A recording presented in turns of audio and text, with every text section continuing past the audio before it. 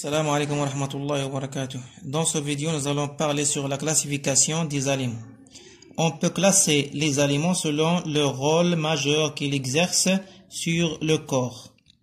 Il y en a les aliments fonctionnels, les aliments bâtisseurs ou constructeurs et les aliments énergétiques.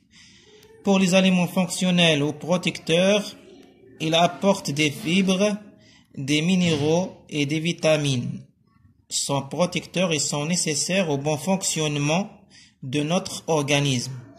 Elles sont représentées par le groupe des fruits et légumes.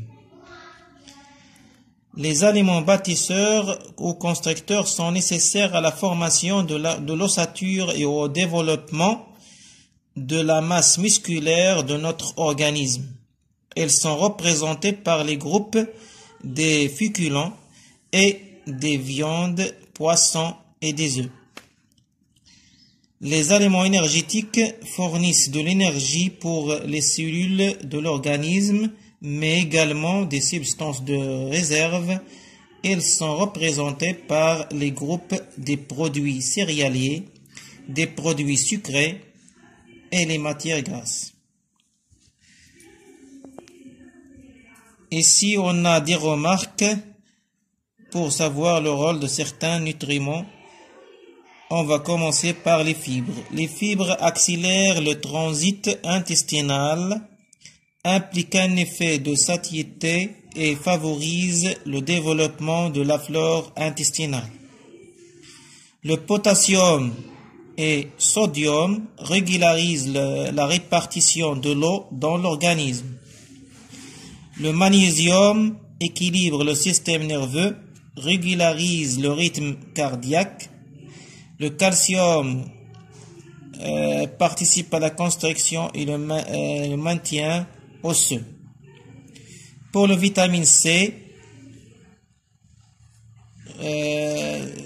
c'est un élément stimulant du système immunitaire, participe aussi à l'assimilation du fer, action antioxydante.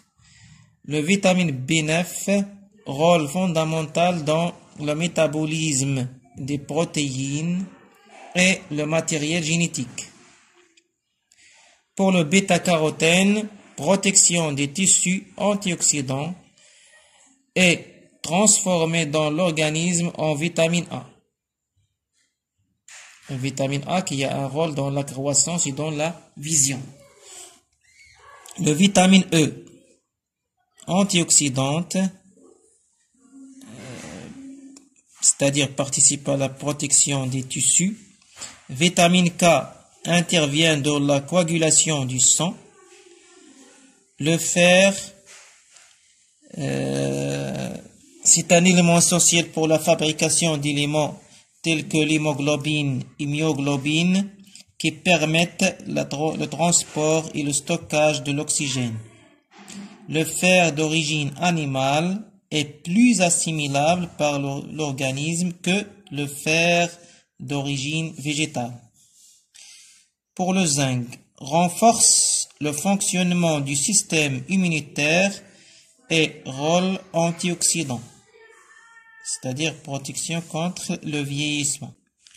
Dans ce document, nous allons parler sur une classification qui se base sur les constituants des aliments. Par exemple, il y en a les aliments riches en vitamines et sels minéraux. Ce sont les légumes et les fruits. Ici, des aliments riches en amidon.